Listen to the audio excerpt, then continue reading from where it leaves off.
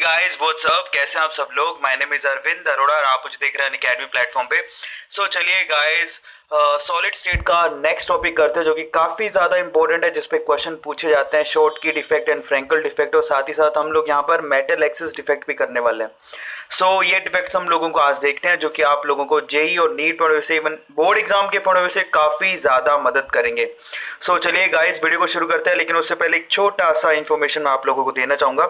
अब मैं एक वेरीफाइड एजुकेटर हूँ ऑन अनअकैडमी प्लेटफॉर्म। गाइस, अभी तक 5900 फॉलोवर्स मैंने कंप्लीट कर लिए हैं अनअकैडमी प्लेटफॉर्म पे। Thank you so much for that. और अगर अभी तक भी आपने फॉलो नहीं किया है तो प्लीज़ आप फॉलो जरूर कर लीजिए एंड एनरोल कीजिए फॉर एवरी कोर्स, ताकि मेरे नए वीडियोस के नोटिफिकेशन आप लोगों को समय से मिल सके। गाइस, इट्स एब्सोल्युटली फ्री, जिसका कोई चार्ज नहीं देना आपको। फॉलो करना है, एनरोल करना है, और ये बिल्कुल फ्री है। इन वीडियोस को गाइस शेयर जरूर कीजिए। अभी तक मैं 13 कोर्सेज लाइव कर चुका हूँ, यानी कि ओवरऑल 220 प्लस वीडियोस मैं बना चुका हूँ गाइज। मैं आपसे रिक्वेस्ट ज़रूर करूँगा कि उन स्टूडेंट को जिनको सीरियसली इनकी ज़रूरत है, जो कोचिंग अफोर्ड नहीं कर सकते, उनको आप इस प्लेटफॉर्म के बारे में ज़रूर बताइए, ताकि उनका भी कुछ ना कुछ भला हो सके। Guys, do share these videos. चलिए शुरू करते हैं फटाफट से। आज का जो हमारा टॉपिक है वो क्या है? Schottky defect and Frenkel defect, और साथ ही साथ मेटल एक्सिस डिफेक्ट को हम लोगों को पढ़ना है। ठीक है, तो चलिए। First of all, Schottky and Frenkel defect जो दोनों डिफेक्ट हैं वो किसके अंदर आते हैं? स्टोइकियोमेट्रिक डिफेक्ट के अंदर आते हैं। अब इसके नाम में एक बहुत अच्छी चीज छुपी हुई है, क्या कि यहाँ पर कभी भी स्टोइकियोमेट्री चेंज नहीं होगा कैटायन और एनायन का। जितना स्टोइकियोमेट्री रेशियो था उतना ही स्टोइकियोमेट्री रेशियो रहेगा। ठीक है, स्टोइकियोमेट्री रेशियो चेंज नहीं हो सकता।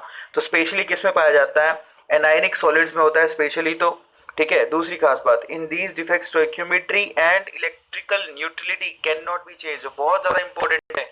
स्टोइकियोमेट्रिकल डिफेक्ट जो कि फ्रैंकल और शॉर्टकी डिफेक्ट है, इनके अंदर ना तो स्टोइकियोमेट्री का रेशियो चेंज होगा, ना ही इलेक्ट्रिकल न्यूट्रलिटी चेंज हो सकती है। ठीक है, आप लोगों को ध्यान रखना है, इलेक्ट्रिकली न्यूट्रल ही रहेगा हमेशा, यानी कि जितने कैटायन है उतने ही एनायन रहेंगे।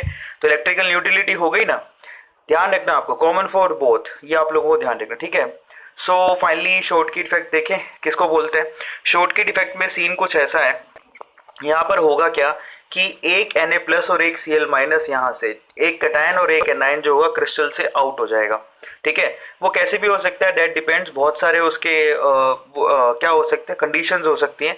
लेकिन एनी हाउ अगर Na प्लस यानी कि एक कैटायन और एक एनायन क्रिस्टल से बाहर निकल जाए, तो देखिए पहले वाले सिचुएशन में बताइए कैटायन और एनायन का रेशियो कितना था? 1:1। और बाद वाली रेशियो में जब ये निकल गए हैं तब भी कैटायन और एनायन का जो स्टोइकियोमेट्री रेशियो वो कितना है? 1:1। तो इसका मतलब क्या हो गया? स्टोइकियोमेट्री तो अभी भी क्या है? सेम है। ठीक है, वो अभी चेंज नहीं हुए। Na प्लस चला गया हालांकि बाहर, और Cl माइनस भी चला गया, लेकिन फिर भी स्टोइकियोमेट्री रेशियो तो वही है। तो आप लोग ध्यान रखना है, ऐसे केसेस में स्टोइकियोमेट्री रेशियो चेंज नहीं होता।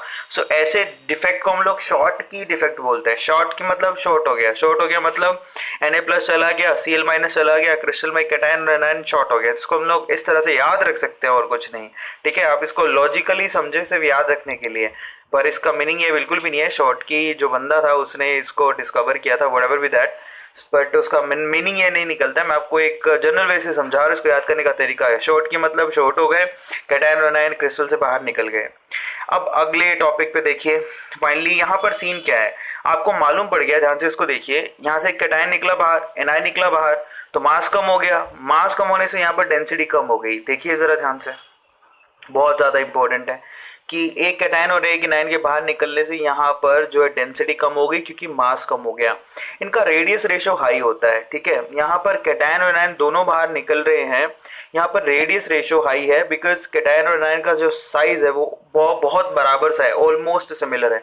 अगर रेडियस रेशियो ज़्यादा है, ऑब्वियसली यहाँ पर जो कोऑर्डिनेशन नंबर होगा वो भी ज़्यादा होगा। तो आप लोगों को ध्यान रखना है। ठीक है, फाइनली यहाँ पर इसके एग्जाम्पल कौन से? एक तो Na plus, NaCl, KCl, AgBr तो कॉमन एग्जाम्पल है जिसमें शॉर्ट की भी होता है, जो आप लोगों को ध्यान रखना है। CaCl, ये इनके एग्जाम्पल हैं, जो कि कैसे है एग्जाम्पल। फाइनली ये ऐसे एग्जाम्पल है जहाँ पर शॉर्ट की डिफेक्ट पाया जाता है। क्लियर हो गया सब लोगों को? चलिए अब हम चलते हैं आगे। तो हमारा ये शॉर्ट की डिफेक्ट खत्म हो गया। आई होप आप लोगों को समझ में आ गया होगा, तो बड़े ध्यान से ईमानदारी से इसको उतार लीजिए। चलिए गाइस, अब हम चलते हैं आगे। नेक्स्ट जो टॉपिक है दैट इज फ्रैंकल डिफेक्ट। अब देखिए फ्रैंकल डिफेक्ट का सीन क्या है। फ्रैंकल डिफेक्ट में क्या होगा? अगेन स्टोइकियोमेट्री तो सेम ही रहेगी, लेकिन खास बात देखिए यहाँ पर क्या होगा कि ये देखिए ये क्रिस्टल बड़ा सिस्टमेटिक है। यहाँ पर Zn plus S minus two S minus two Zn plus to Zn plus to S minus two ऐसा रेंज है। अब अचानक से यहाँ से Zn प्लस टू जो है यहाँ से निकल के कहीं और से इंटरस्टिशियल जगह पे चला गया, अपनी जगह छोड़ के किसी इंटरस्टिशियल जगह पे चला गया। मतलब ये एस माइनस टू को वहीं मानिए, लेकिन Zn प्लस टू है कहीं क्रिस्टल में कहीं और जगह पे चला गया अपनी ये जगह छोड़ के। लेकिन गया तो क्रिस्टल के अंदर ही है तो क्रिस्टल के अंदर ही, लेकिन अपनी जगह उसने छोड़ दी। तो एक तरह से डिफेक्ट हो गया ये। As Zn plus two is small, क्योंकि Zn प्लस टू स्मॉल होता है तो इंटरस्टिशियली किसी भी जगह को ऑक्यूपाई कर सकता है। ये ध्यान रखना है, Zn plus to S minus two के कंपेरिजन में छोटा होता है तो किसी अदर जगह पे चला गया अपनी जगह को छोड़ के, तो यहाँ से कहीं मूव कर गया।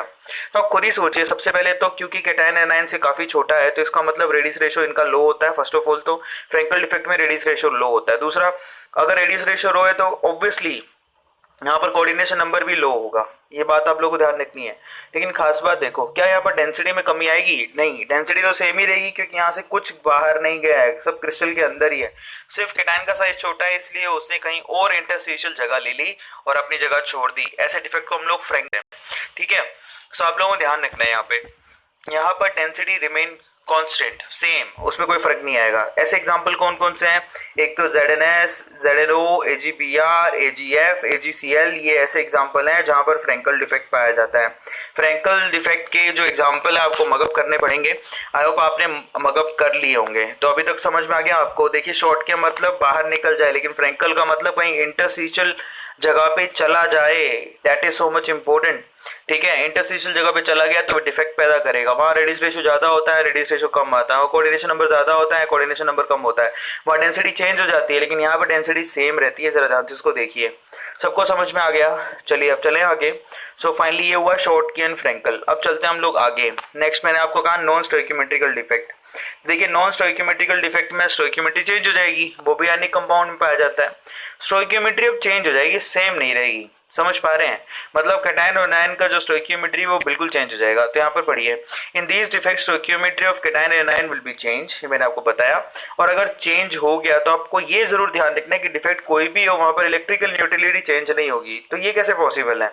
मान लो कोई चार्ज बाहर निकल गया तो इलेक्ट्रिकल न्यूट्रलिटी भी चेंज हो जानी चाहिए, वो कैसे चेंज नहीं होगी? यही स्पेशल है इसके अंदर। तो देखिए, यहाँ पर नहीं है और उसके बाद आपको ये डिफेक्ट दिखाना है जिसपे स्टोइकियोमेट्री चेंज हो जानी चाहिए। तो देखिए, उसमें सबसे पहला एग्जांपल है मेटल एक्सिस डिफेक्ट। कौन सा वाला है? Metal axis defect. समझ पाए? दोबारा समझाऊं, ये नॉन स्टोइकियोमेट्रिकल डिफेक्ट है जो आयनिक सॉलिड्स के अंदर पाया जाता है। नॉन स्टोइकियोमेट्री में स्टोइकियोमेट्री चेंज हो जाएगी लेकिन इलेक्ट्रिकल न्यूट्रलिटी बनी रहेगी। सबसे पहले हम मेटल एक्सिस डिफेक्ट को देखते हैं और इससे सीधे सवाल आते हैं गाइस, बहुत सिंपल क्वेश्चन आते हैं पेपर के अंदर, तो बड़े ध्यान से उसको देखिएगा, ठीक है। सो फाइनली सबसे पहले हम लोग मेटल एक्सिस डिफेक्ट कहते हैं। मेटल एक्सिस के नाम से क्या समझ में आता है? गैस करो। मेटल एक्सिस का मतलब मेटल एक्सिस में हो जाएगा, समझ रहे हो, बढ़ जाएगा। तो उसका तरीका क्या है? तरीका ये कि मेटल को एक्सेस करने का पहला तरीका है कि एनायन वहां से बाहर निकाल दो तो मेटल अपने आप एक्सेस में हो जाएगा। जरा चेक करो, एनायन की वैकेंसी कर दो एनियाओ। एनायन कौन? Cl minus. उसकी वैकेंसी कैसे करोगे? आप क्या करो, इसमें से सोडियम की वेपर को पास करो। तो एक सोडियम की वेपर क्या करेगी? Cl माइनस में से क्लोरीन को अपने साथ ले लेगी और वो क्या करेगा, यहाँ से एक इलेक्ट्रॉन यहाँ छोड़ देगी। मतलब Na क्या करेगी? Cl माइनस को अपने साथ लेगी, पर Na Cl माइनस को कैसे लेगी? ये खुद Na प्लस में जाएगी, एक इलेक्ट्रॉन छोड़ेगी। तो इस Na ने एक इलेक्ट्रॉन छोड़ दिया और Na प्लस और Cl माइनस आपस में कंबाइन होकर NaCl बन गया और बाहर निकल गया। अब ये जो इलेक्ट्रॉन है वो क्रिस्टल के अंदर ही रह गया। अब खास बात, आपने यहाँ से क्या चीज बाहर निकाली? Cl माइनस, और आपने उसको क्या दे दिया? एक इलेक्ट्रॉन। तो इलेक्ट्रिकल न्यूट्रलिटी तो बनी रह गई ना, समझ पा रहे कि नहीं? यहाँ से वेपर फ्लो करवाई, Na ने एक Cl माइनस को पिक कर लिया और एक इलेक्ट्रॉन अंदर ही छोड़ दिया।